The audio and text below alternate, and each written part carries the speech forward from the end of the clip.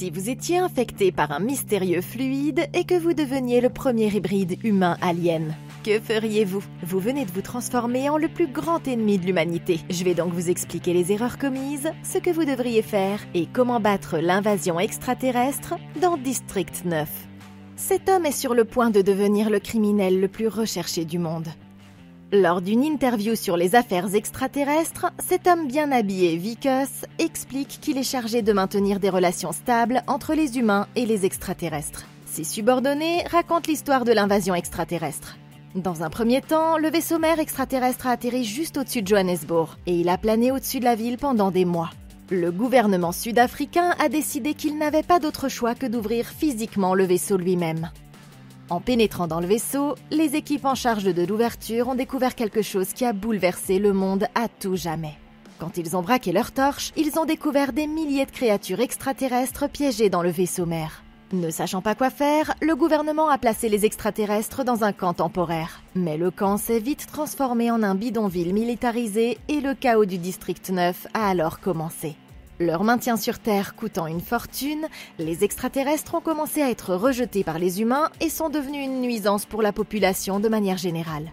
À l'intérieur du camp, des équipes spéciales trouvaient continuellement des caches d'armes et la criminalité au sein du District 9 a commencé à augmenter de manière significative. Après 28 ans de troubles constants, les habitants ont exigé que le District 9 soit déplacé hors de la ville et qu'il soit fortement contrôlé par les forces de l'ordre.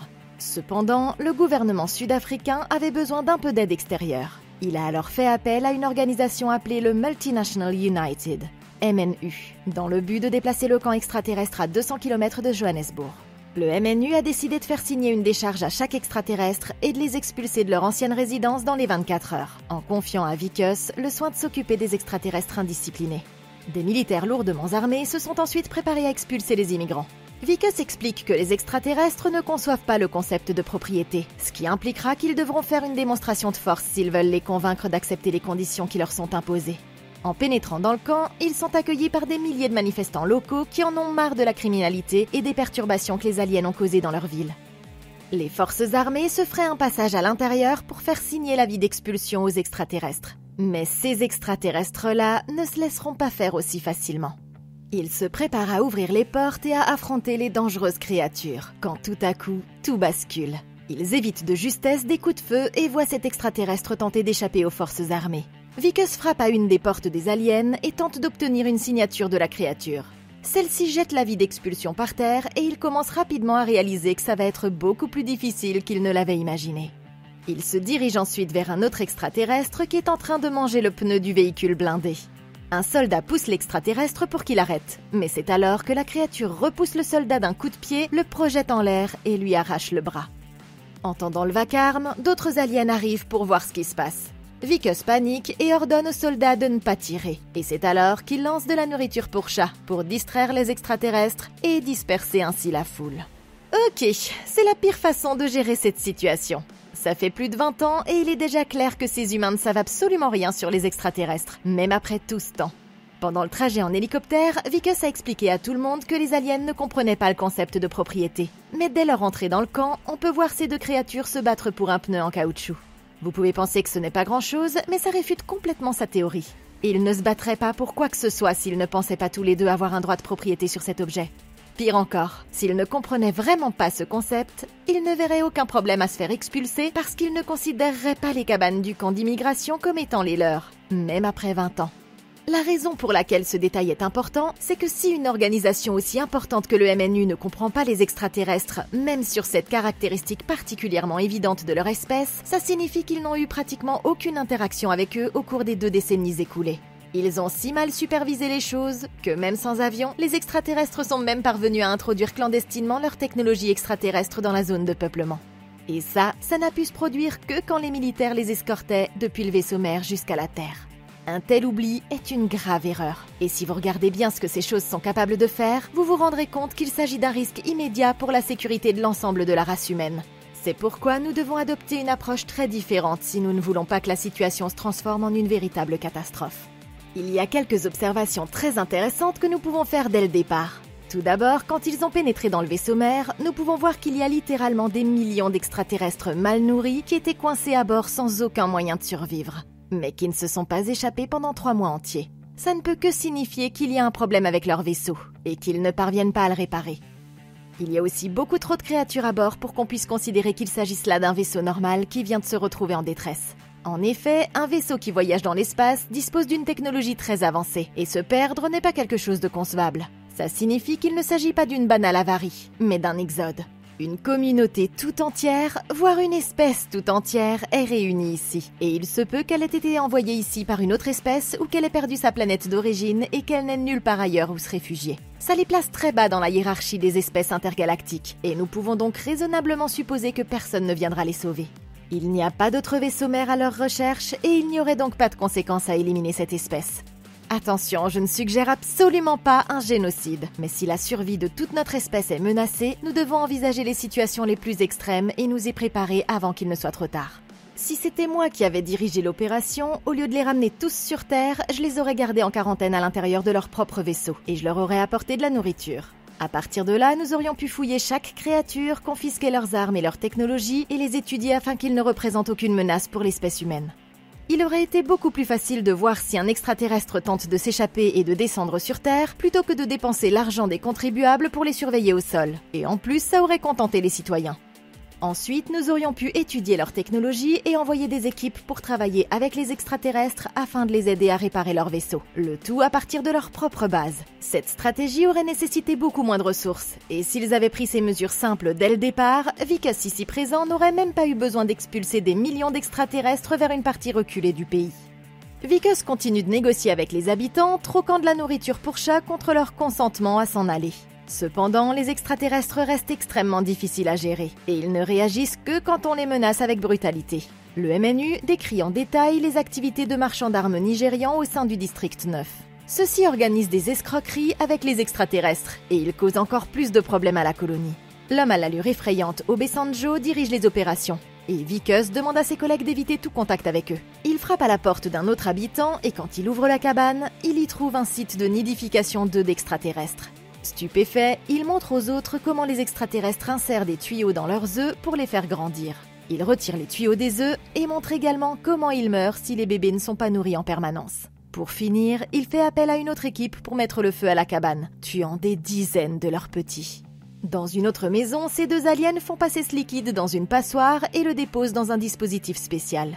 Ils se félicitent de 20 ans de travail acharné et manipulent l'appareil avec beaucoup de précautions. S'apercevant qu'il y a des humains à l'extérieur, il décide de le cacher dans un endroit sûr. L'extraterrestre ouvre la porte et dit à Vicus et aux autres qu'il n'y a rien à l'intérieur. Ça met l'équipe de soutien de Vicus en colère, et il exige que l'extraterrestre sorte pour parler. Pendant ce temps, son ami alien se dirige vers l'arrière de la maison. Le garde retient l'extraterrestre, pendant que Vicus examine l'intérieur à la recherche d'objets illégaux. Il vérifie que les murs ne comportent pas de panneaux creux, et il en trouve un gros en plein centre. En l'ouvrant, il découvre le labo de fortune que les extraterrestres ont installé. Il vérifie chaque recoin et trouve le mystérieux dispositif que les extraterrestres cachaient. Il l'inspecte quand tout à coup l'appareil l'asperge au visage. L'homme se met à tousser violemment et demande à l'équipe de tournage de couper cette partie de la vidéo. Il soupçonne que le liquide pourrait être dangereux et il place l'appareil dans un sachet hermétique pour ses recherches. En regardant autour de lui, Vicus trouve d'autres armes et il appelle le 1er bataillon pour qu'il lui envoie du soutien. Il ramasse le grand fusil extraterrestre et sort pour affronter la créature. Il l'accuse d'être un trafiquant d'armes et lui dit qu'il sera puni par le 1er bataillon. En entendant ça, l'extraterrestre les prend tous au dépourvu. Il projette le militaire dans la cabane et s'en prend à Vicus. Il le jette contre un tonneau, mais un soldat qui arrive abat la créature. Le 1er bataillon est arrivé sur les lieux et Kubus ici présent se précipite pour donner une leçon à l'extraterrestre. Il pointe un pistolet sur la créature et lui tire une balle en pleine tête. Pendant ce temps, le camarade de l'extraterrestre regarde son ami se faire massacrer et s'enfuit. Kubus appelle les services d'urgence pour soigner les blessures de Vicus, mais l'homme affirme qu'il va bien. Son collègue exige qu'il se fasse soigner par un médecin et il l'aide à se relever. Quand les services médicaux l'ont soigné, Vicus fait remarquer que les créatures étaient plus rapides que tout ce qu'il avait vu. Mais cet homme ne se rend pas compte qu'il va devoir s'allier à elles s'il veut pouvoir survivre. Ok, tout ça est complètement fou. Ces extraterrestres sont beaucoup plus forts et plus rapides que n'importe quel humain sur la planète. Et nous avons même vu que si ces choses deviennent agressives, il ne leur faut aucun effort pour arracher vos bras directement de votre corps. C'est vraiment terrifiant, mais si une seule personne ici présente réfléchissait un tant soit peu, elle se rendrait compte qu'il y a une bien meilleure façon de gérer cette confrontation. Il n'est pas nécessaire de remonter très loin dans l'histoire pour se rendre compte que quand vous réprimez un grand groupe de personnes pendant suffisamment longtemps, elles vont finir par se défendre.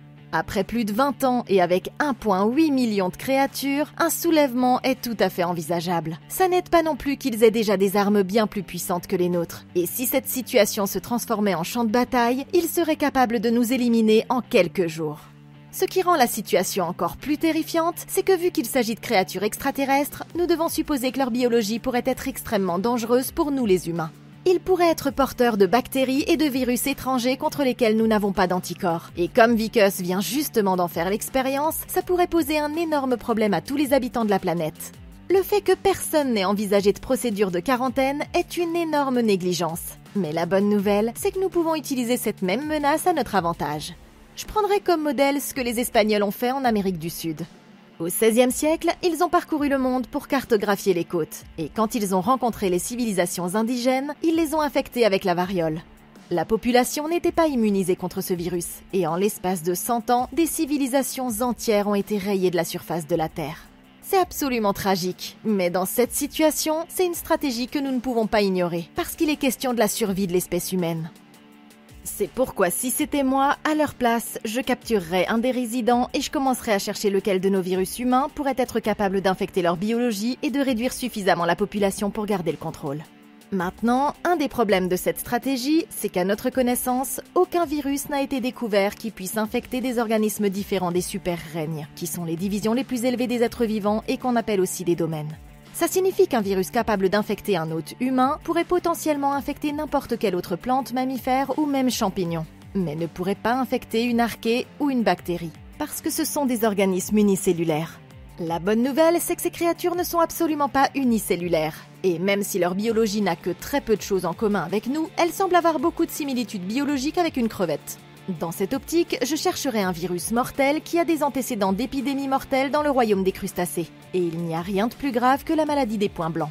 En 2016, les équipes de biosécurité ont découvert une infection virale mortelle qui se propageait chez les crevettes, les crabes et les écrevisses, provoquant la mort rapide de 80% d'entre eux dans les élevages de Nouvelle-Galles du Sud. Et ils n'ont eu d'autre choix que d'abattre tout leur stock afin d'empêcher le virus de se propager davantage. Ça a forcé la fermeture de plusieurs fermes et a coûté 400 millions de dollars à l'industrie. Avec 28 ans pour expérimenter, j'engagerai des scientifiques pour modifier génétiquement le virus afin qu'il soit capable d'infecter cette espèce extraterrestre. De sorte que si les choses commençaient à sembler être une menace pour l'humanité, nous pourrions infecter leur population en implantant le virus dans leur nourriture et attendre qu'ils meurent. Ça ne devrait pas être si difficile car nous avons également découvert qu'ils trouvent la nourriture pour chat vraiment irrésistible. Donc en faisant en sorte que chaque boîte de nourriture pour chat ou de thon contienne ce virus, il ne faudrait que quelques mois pour éliminer leur espèce de la planète. Le groupe poursuit son chemin et Vicus continue de distribuer les avis d'expulsion. Il trouve un enfant extraterrestre à l'extérieur de la cabane et lui lance une sucette en guise de cadeau. Mais la créature la lui renvoie à la tête. Ça met l'homme en colère et son collègue militaire prépare son arme pour tirer. Le père sort et s'excuse pour les actes de son enfant. Mais Vicus en a assez. Il note le nom de l'extraterrestre comme étant Chris et lui ordonne de signer l'avis d'expulsion. Cependant, cet alien n'est pas comme les autres. Il soutient que la vie est illégale et il leur dit que le contrat stipule clairement qu'il a 24 heures pour prendre une décision. Vicus se rend compte que le père est intelligent et il essaie de le faire signer par une autre méthode. Il dit au père que le fait que son enfant joue autour de la cabane avec des déchets constitue une violation de l'article 75, ce qui signifie qu'il peut légalement lui retirer son gosse. Il se dirige vers la cabane, mais le père essaie de l'arrêter. Vicus lui dit de se tenir à carreau et entre à l'intérieur en essayant d'attirer l'attention du gamin. En inspectant la cabane, il trouve des pièces d'ordinateur éparpillées partout et est convaincu que Chris mène une opération illégale. Tout à coup, l'homme commence à se sentir mal et sort pour vomir près de la cabane. Quelque chose est en train d'arriver à Vicus, et ça va changer sa vie avant même qu'il ne s'en rende compte. Ils décident de rentrer chez eux et ses collègues se demandent s'il va bien. Vicus leur dit de s'arrêter dans un restaurant à proximité pour manger. Mais quand il s'assoit, ses collègues se rendent compte que quelque chose ne va pas du tout. Un liquide noir s'écoule de son nez et finit sur sa nourriture. De retour au bureau, Vicus commence à se sentir extrêmement malade. Il entre dans les toilettes et se ronge les ongles des doigts. Ce soir-là, il rentre chez lui en pensant à ce qu'il va dire à sa famille. Quand il arrive chez lui, il est accueilli par sa femme qui a une surprise spéciale. Elle l'accueille dans le noir et allume la lumière, révélant que ses collègues ont organisé une fête pour sa promotion. Tout le monde se relaie pour le féliciter de sa réussite, mais la femme de Vickers est plus préoccupée par la blessure qu'il a au bras. Plus tard, il souffle les bougies et se prépare à couper le gâteau pour les invités. Mais tout le monde commence à remarquer que quelque chose ne va pas chez lui. Tout à coup, il vomit un liquide noir et fait de son mieux pour le nettoyer de la table. C'est alors qu'il s'écroule par terre, inconscient.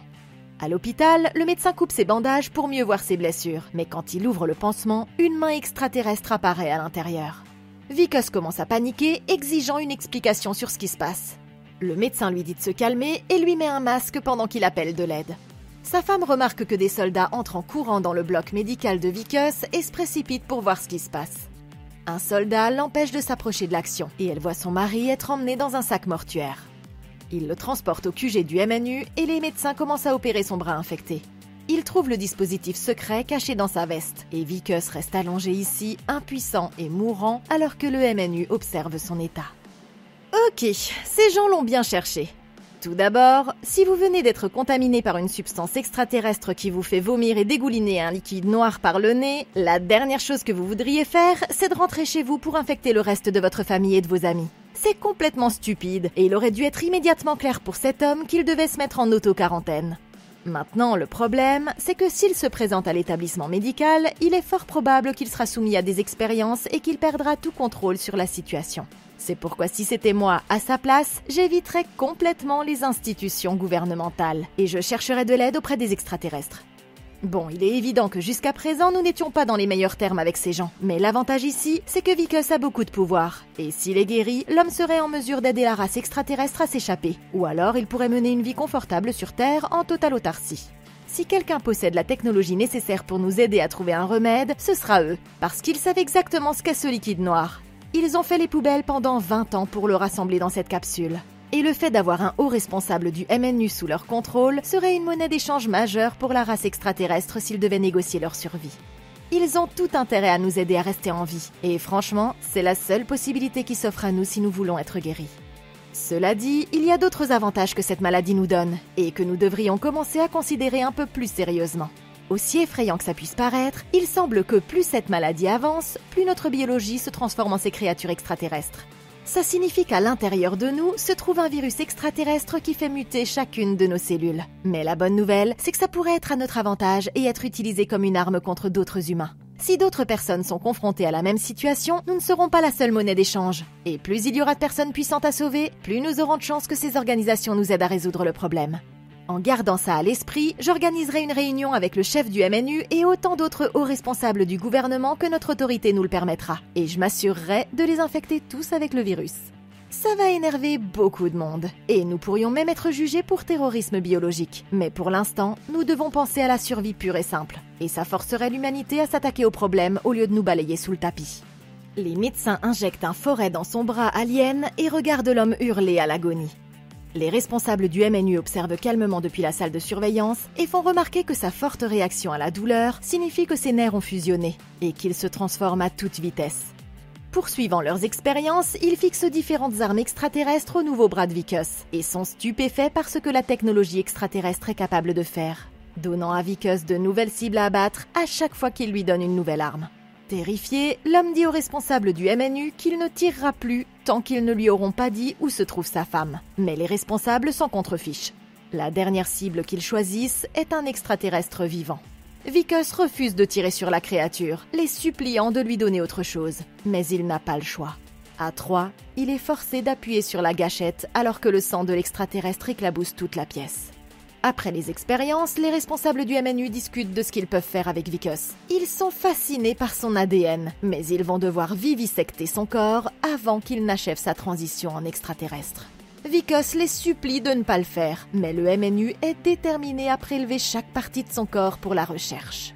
Les médecins commencent leur opération, mais Vickers refuse d'être découpé pour la recherche. L'un d'entre eux mentionne que cette perceuse fera l'affaire, mais l'homme ne se laissera pas faire sans se battre. Il arrache la perceuse des mains du médecin et se lève de la table d'opération, menaçant les médecins de rester à l'écart. L'un d'eux appuie sur le bouton d'urgence alors que Vickers saisit un scalpel et menace de tuer l'homme s'il ne le laisse pas partir. Il se retourne et voit que les forces armées sont déjà arrivées. Mais il utilise l'homme comme otage pour se frayer un chemin hors de la pièce et s'échapper du siège du MNU. Vickers court jusqu'à la périphérie de la ville, évitant de justesse la police et les civils. Il vole le téléphone de quelqu'un et se cache derrière une voiture pour pouvoir observer sa maison. La police est déjà sur place et l'homme est devenu un criminel recherché. À l'aide du téléphone volé, il appelle le numéro de sa femme, mais c'est sa belle-mère qui décroche. Il la supplie de lui passer Tania pour lui parler, mais elle refuse. Vickers continue de courir hors de la ville, poursuivi par Cubus et ses soldats.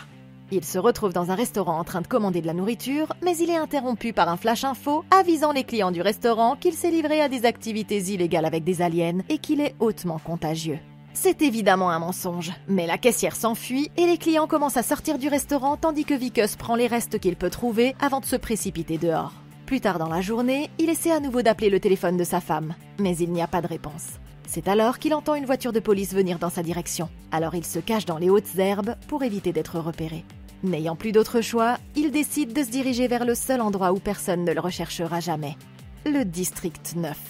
Il se ferait un chemin à l'intérieur du bidonville et trouve une cabane abandonnée où il peut se cacher. Mais son cauchemar ne fait que commencer. Ok, ce type est en train de faire une terrible erreur. Il a réussi à s'échapper de l'établissement, mais le problème c'est qu'il est maintenant devenu l'ennemi numéro 1 et que tout le gouvernement est à ses trousses. Il ne leur a pas fallu longtemps pour fabriquer de la propagande afin de retourner le public contre lui. S'il sait que sa transformation est encore très précieuse, il sait aussi qu'ils ne s'arrêteront jamais jusqu'à ce qu'il l'ait à nouveau capturé pour d'autres tests. Pour ne rien arranger, il est tout de suite évident que le seul endroit vers lequel il pourra se tourner à ce stade, c'est vers les extraterrestres, puisqu'il se transforme en l'un d'entre eux. Ce qui signifie que ce n'est qu'une question de temps avant qu'il ne se fasse à nouveau attraper. Son génome en mutation pourrait être la naissance d'une industrie de plusieurs milliards de dollars, parce que ces créatures extraterrestres sont plus fortes, plus rapides et ont un accès biométrique à des armements très avancés. Mais aussi terrifiant que ça puisse être, c'est exactement ce que nous devons utiliser à notre avantage. Dans toute négociation, il est important d'identifier ce que vous avez et que les autres veulent, et d'en tirer parti pour en sortir gagnant. Et c'est pourquoi si c'était moi, au lieu d'essayer de lutter contre le système, je me porterais volontaire pour devenir un super soldat pour leur cause. Bon, ce serait évidemment un mensonge, mais si le gouvernement et les agents du MNU me voient participer volontairement à leurs essais d'armes, ça contribuera grandement à gagner leur confiance. Je leur suggérerais alors que puisque je me transforme en extraterrestre, c'est la meilleure occasion de devenir un agent double et de pénétrer dans le camp des aliens, de gagner leur confiance et d'en apprendre davantage sur leurs secrets et leurs armements de l'intérieur.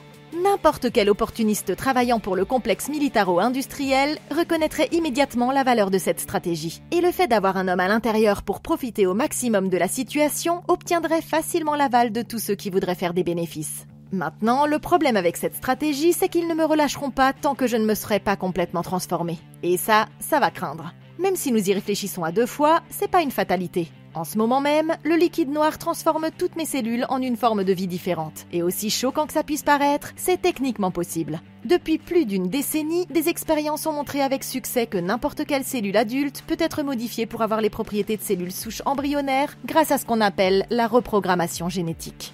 Les scientifiques ont utilisé cette technique pour transformer une cellule normale de la peau en cellule du foie, en neurones, en cellules du cerveau et en à peu près tout ce qu'ils veulent. En d'autres termes, si nous pouvons nous transformer entièrement en extraterrestres, il est également scientifiquement possible que nous puissions nous retransformer. Les extraterrestres ont déjà la technologie pour y parvenir. Nous devons donc utiliser nos nouveaux traits biologiques à notre avantage, gagner suffisamment de confiance pour obtenir une arme extraterrestre, conserver notre influence en tant que vache à lait d'une nouvelle industrie de plusieurs milliards de dollars, et monter les 2 camps l'un contre l'autre, jusqu'à ce que nous ayons suffisamment d'autonomie pour obtenir ce que nous voulons. Avec près de 2 jours depuis son exposition initiale, il se réveille en état de choc et sort pour se procurer de la nourriture. Il fait la queue auprès des vendeurs de viande, mais la marchandise est trop chère pour qu'il puisse s'en offrir. Il décide de se procurer de la nourriture pour chat à la place, et mange toute la boîte avant de la jeter. Tout à coup, il crache une dent et se rend compte que sa transformation en véritable alien arrive plus vite qu'il ne le pensait. C'est alors qu'il reçoit un appel. Il décroche et découvre qu'il s'agit de sa femme. Cependant, elle ne l'appelle pas pour qu'il revienne. Vickers insiste sur le fait qu'il n'a pas eu de relation avec un extraterrestre, mais sa femme ne le croit pas. Il lui dit qu'il va soigner son bras et qu'ils pourront à nouveau vivre normalement. Mais sa femme lui dit de ne pas revenir et raccroche. Quand il entend ça, il retourne chez les vendeurs et vole une hachette. Il court jusqu'à un endroit isolé et s'apprête à se couper le bras. Mais il ne peut pas s'y résoudre. Tout à coup, il aperçoit des soldats du MNU qui se dirigent dans sa direction. Il se dirige vers une cabane voisine et se retrouve face au même père et au même enfant qu'il a essayé d'expulser 2 jours plus tôt. L'homme lui demande de se taire et les supplie de l'aider. L'extraterrestre le supplie à son tour de quitter sa propriété. Mais Vicus essaie de convaincre la créature de le laisser rester. Il regarde partout dans la cabane et se rend compte que Chris opère ici quelque chose de bien plus grand qu'il ne le pensait au départ. Mais au moment où il avance vers la créature, Vicus s'effondre à cause de ses blessures. Plus tard, Vicus se réveille sous terre, tandis que le père exige qu'il lui dise où se trouve le dispositif contenant le liquide qu'il a volé. L'extraterrestre sait qu'il l'a pris, à cause des changements visibles sur le corps de Vicus. L'homme décide de dire qu'il se trouve probablement au siège du MNU et le père se rétracte. C'est alors que le fils mentionne qu'ils ont besoin de plus de carburant, et Vicus réalise qu'ils construisent quelque chose pour atteindre le vaisseau mère et quitter la Terre. L'extraterrestre mentionne qu'il pourrait réparer sa main s'il se tait, et Vicus exige d'en savoir plus. Chris lui dit qu'il y a des machines médicales dans leur vaisseau mère qui pourraient guérir son bras, et qu'ils vont utiliser ce minuscule vaisseau pour s'y rendre. Cependant, ils ont besoin du fluide, parce qu'il leur faudrait 20 ans pour en fabriquer un nouveau. L'extraterrestre l'informe que s'il veut inverser cette transformation, ils devront agir vite. Près de 3 jours après l'exposition, Vicus jette un coup d'œil au reste de son corps et constate que ses caractéristiques extraterrestres augmentent d'heure en heure. Il commence à craquer, mais entend tout à coup son téléphone sonner. Il décroche et est soulagé de découvrir que c'est la voix de sa femme. Elle lui dit qu'elle ne sait plus ce qu'elle doit croire. Il réalise que les informations sont peut-être en train de répandre de fausses accusations à son sujet. Vicus la supplie de prendre son parti et elle lui dit qu'elle veut que leur relation redevienne ce qu'elle était. Il lui révèle alors qu'il a un plan et il la supplie de ne pas l'abandonner. Cependant, il ne se rend pas compte que le MNU écoute toute la conversation. Ok, ce type a touché le jackpot. Il a curieusement réussi à trouver les seules créatures parmi 1,8 million d'immigrants extraterrestres qui ont caché un vaisseau et qui savent exactement comment l'aider.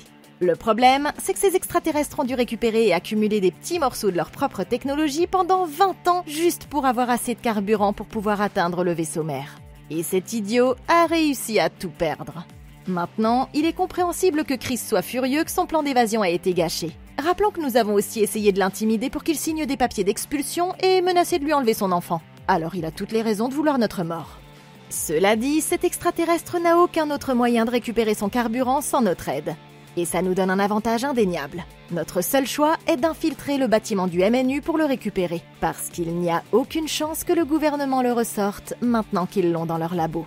Le problème, c'est que dès qu'ils sauront que nous prenons le bâtiment d'assaut, ils le verrouilleront. C'est pour cette raison que je ferai en sorte qu'ils pensent que nous nous rendons.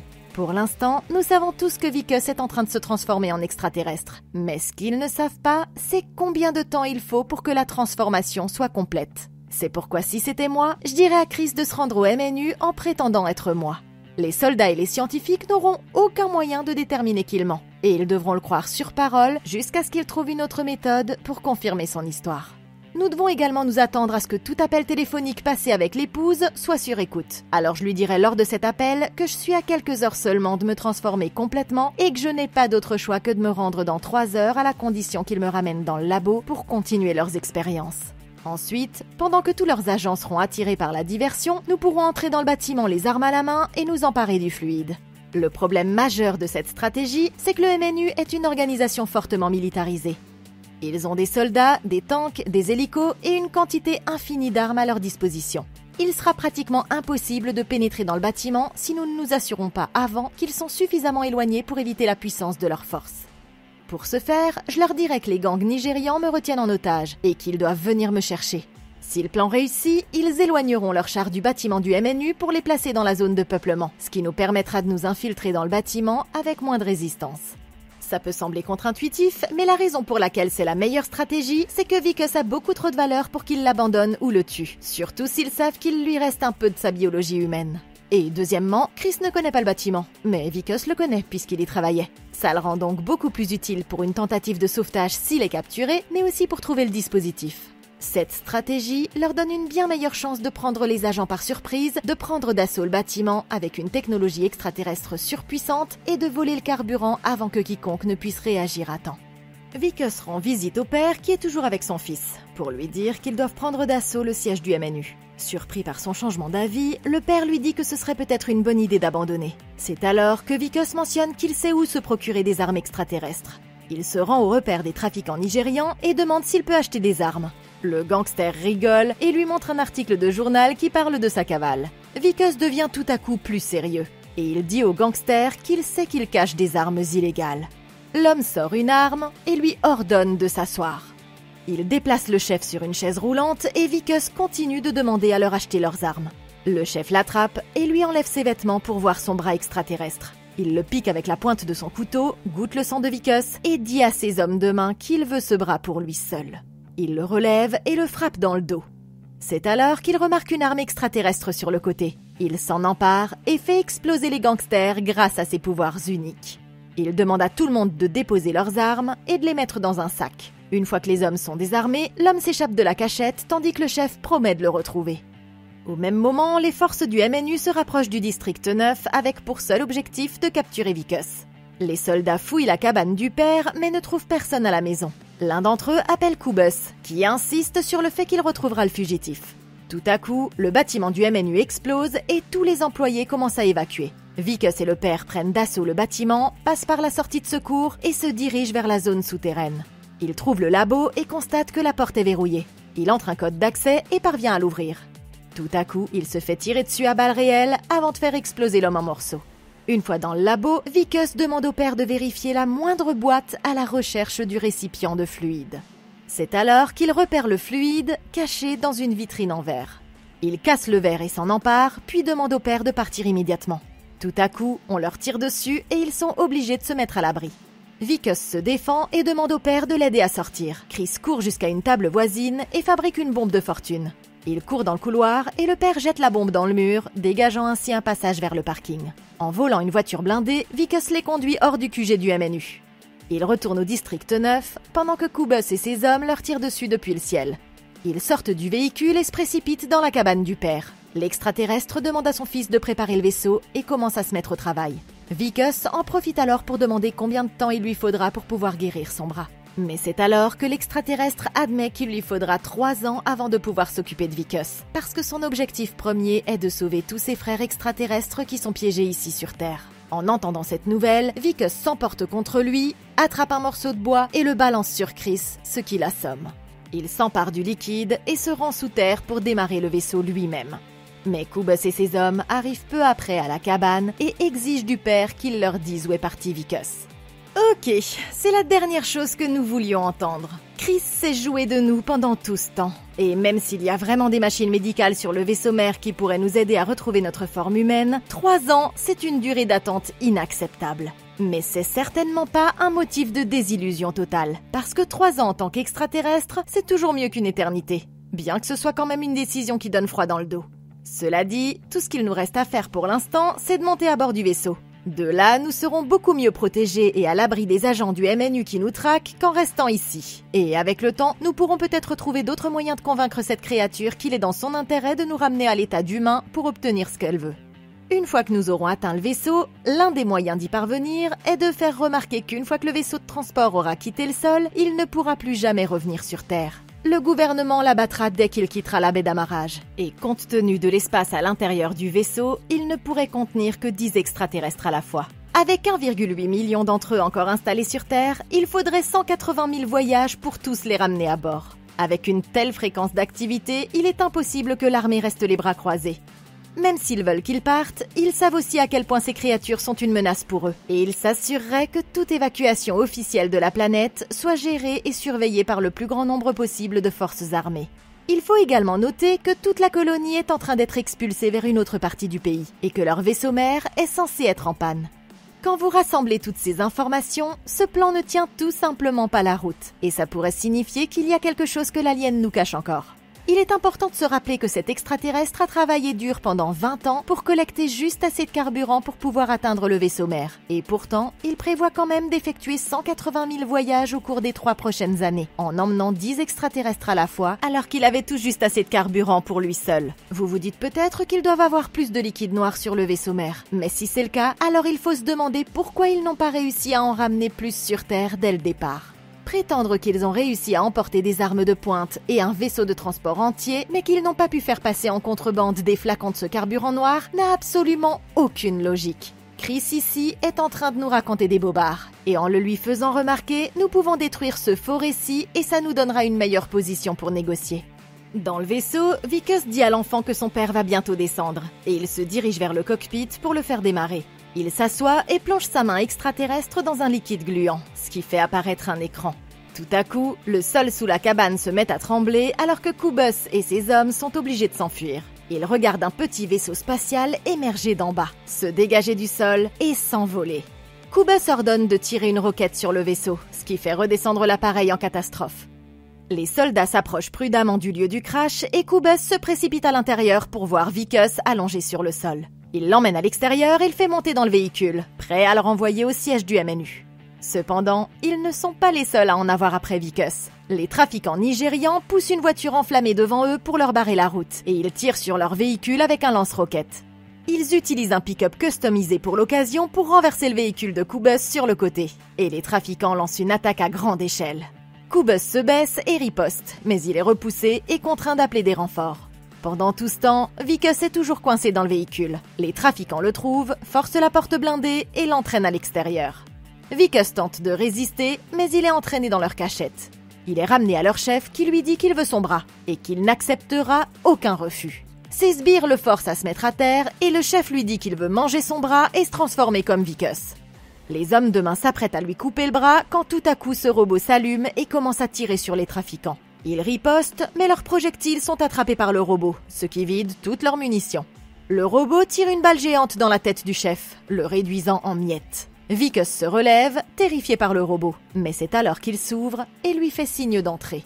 Tout le monde regarde vers le ciel et remarque que le vaisseau mère est en train de s'éloigner. Koobus et ses hommes remarquent que Chris se cache dans le véhicule blindé et ils avancent sur sa position. Ils le sortent du véhicule et lancent des grenades fumigènes dans la cachette du trafiquant. Vickers se rend compte qu'il doit entrer dans le robot et se force à sortir de sa cachette. Les soldats lui tirent dessus, mais leurs balles ne font pas le poids face au géant. Koobus sait que Vickers est à l'intérieur et il garde le père en otage pour le faire abandonner. Mais celui-ci décide de s'enfuir, laissant Chris aux mains des soldats. Dans la machine, il entend les soldats mentionner qu'ils vont tuer le père. Tout à coup, une balle frappe un des soldats, le tuant sur le coup. Vickers, ici, revient à la charge pour sauver l'extraterrestre. Koobus s'enfuit et Vickers dit à Chris de le suivre. Il court au milieu des soldats, se faisant tirer dessus de tous les côtés. Tout à coup, un sniper lourdement armé tire sur Vickers, endommageant la machine au passage. Il riposte et tue le soldat, mais le robot a atteint ses limites. Il s'effondre après quelques pas et Vickers dit à l'extraterrestre d'aller de l'avant et d'aller trouver son enfant. Chris promet alors de revenir dans 3 ans et s'enfuit. Vickers mène son dernier combat, tuant des dizaines de soldats alors que sa machine robotique se dégrade petit à petit. C'est alors qu'une lumière géante apparaît depuis le vaisseau mère, envoyant le vaisseau de Chris dans les airs. Koobus tire un lance-roquette qui est arrêté par le robot, et une voiture fonce sur Vickers, l'envoyant au sol pour la dernière fois. Il s'éjecte et tombe au sol alors que Koobus se dirige vers son ennemi juré, cruellement blessé. Il pointe son arme sur l'homme quand tout à coup, un groupe d'extraterrestres l'entoure. Il saute sur Koobus, protégeant ainsi Vickers d'une mort certaine. C'est alors qu'il voit le vaisseau mère bouger pour la première fois depuis 28 ans et il s'effondre d'épuisement. Il ne sait pas s'il redeviendra humain un jour, mais il a appris une précieuse leçon. Il ne faut jamais faire confiance à un extraterrestre venu de l'espace. Mais qu'en pensez-vous? Comment auriez-vous battu District 9? Dites-le moi dans les commentaires ci-dessous. Merci beaucoup d'avoir regardé. Laissez un like, abonnez-vous et consultez la playlist de Comment battre pour d'autres vidéos comme celle-ci. Et d'ici la prochaine fois, passez une excellente journée!